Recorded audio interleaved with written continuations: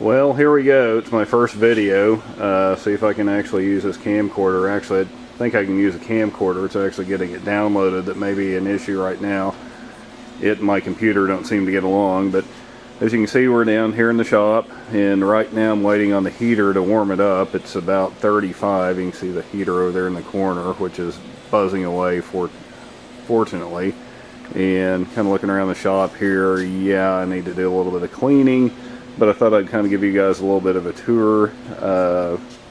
Here's the fenders. Hopefully, maybe later today it might get warm enough where I can actually put some primer on them. It's about 1 right now, and I think about 38 or so outside, so I'm hoping maybe it'll get up into the 40s. But at any rate, kind of some of the stuff I've been playing with here lately that most of you guys have already seen, but just thought I'd kind of give you the 3D deal. Here's the trailer with the lights on it and the steps, which have come along nicely. Really happy with them so far. We've also got the front section up here by the bow where I installed the plywood over the area where the roller meets the rest of the trailer, and I think that looks a whole lot better.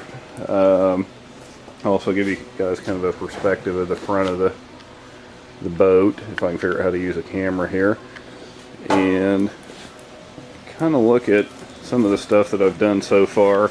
Up in here is the work that I've done up underneath the bow. Not sure if you guys can see that, but that actually turned out really well. It looks kind of scary, but it actually works great. I'm 210 and I've stood on the top of the bow and haven't had any problems so far. Right now working on the seats, kind of decided that the front seats will probably end up being the seats that I posted online. Just kind of wrestling with the back seat actually, trying to figure out how all this stuff works together is the hardest part. As you can see right there, I've got 2 gas tanks on each side. Obviously I need to be able to pull those out to refuel them, and I also want to try to get some storage under the seat. So the question at this point is how to go about that. Kind of went back and forth on that. You know, it's pretty simple when you put the plywood in there, but once you put the foam in there, it starts to get a little bit more complicated, just given the thickness of the foam. So one of the things that I've kind of looked at doing and what I'm going to work on today is kind of how the back and the bottom of the seats attach. The backs obviously need to come off, and I'm at this point thinking about actually having 2 or 3 separate backs, so someone can actually sit on one side while you pull the back up and mess with the fuel tank on the other side.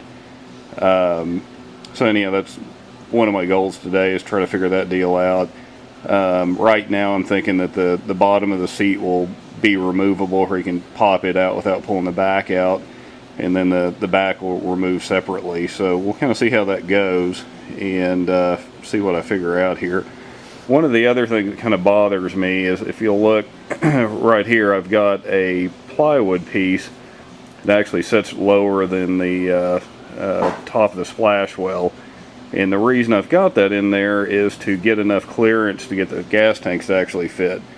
And I didn't really like that at first, but I think I can actually put kind of a piece of foam up here on the top and have it upholstered, and kind of maybe solve that problem where the upholstery sticks up and kind of sheds water. But that's one of those things I'll work on and kind of work through with the upholster guy. So that's kind of where we're at today, and we'll see what happens at the end of the day. Hope you guys are all having a great day and stay warm.